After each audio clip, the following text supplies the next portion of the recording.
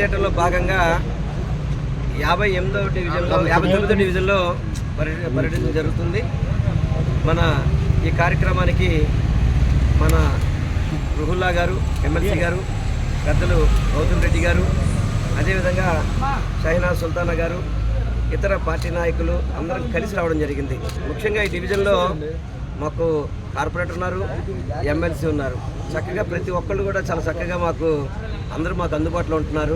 అన్ని విధాలు కూడా మా జగన్మోహన్ రెడ్డి గారు వచ్చాక మాకు పథకాలు జరుగుతున్నాయని చెప్పడం జరుగుతుంది. ప్రతి ఒక్కళ్ళు కూడా జగనానికి ఓటేస్తాం, మీరు ఎవరు రావాల్సిన పని లేదని చెప్పిన విధంగా మమ్మల్ని అందరూ కూడా జీవిస్తున్నాం. చాలా సంతోషంగా ఉంది. అదేవిధంగా అనేక చర్చిలు ఉన్నాయి, దేవాలయాలు ఉన్నాయి, మసీదులు ఉన్నాయి.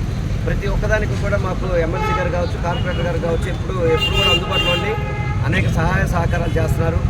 అదేవిధంగా ఇంతకుముందు మా రుహుల్లా గారు మదరు కరీమున్నీసా గారు ఇక్కడ ఎంతో సేవ చేశారు. ఒక కార్పొరేటర్గా కావచ్చు, కొద్ది రోజు ఎమ్మెల్సీగా కావచ్చు. అదేవిధంగా స్వచ్ఛందంగా ఎంతోమందికి మంచి చేసే వ్యక్తి. వాళ్ళ కుటుంబం అంతా పాటు మనతో పాటు ఉంది కాబట్టి తప్పకుండా మేము జగన్కే మేము ఓటేస్తామని చెప్పడం చాలా సంతోషంగా ఉంది.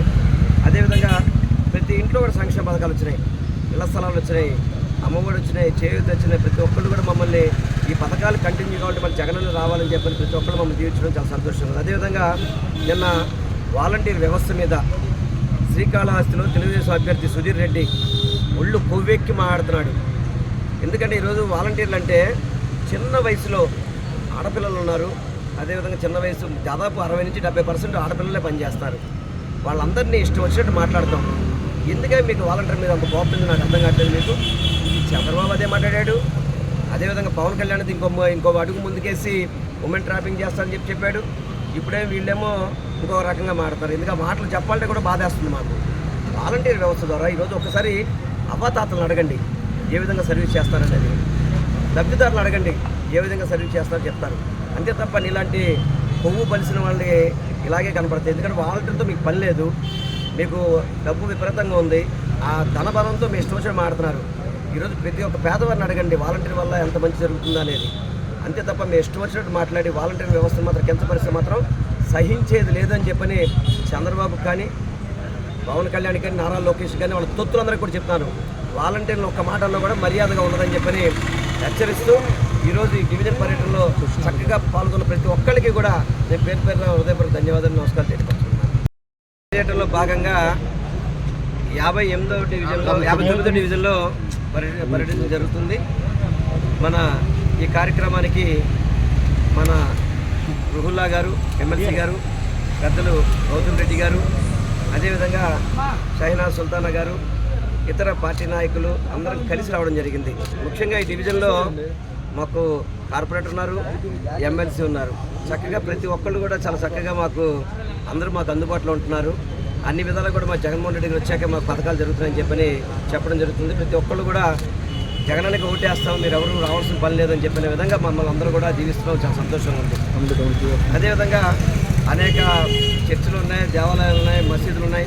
ప్రతి ఒక్కదానికి కూడా మాకు ఎమ్మెల్సీ గారు కావచ్చు, కార్పొరేటర్ గారు కావచ్చు ఎప్పుడు కూడా అందుబాటులో ఉండి అనేక సహాయ సహకారాలు చేస్తున్నారు.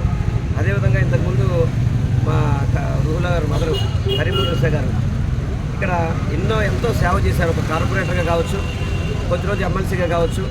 అదేవిధంగా స్వచ్ఛందంగా ఎంతోమందికి మంచి చేసే వ్యక్తి.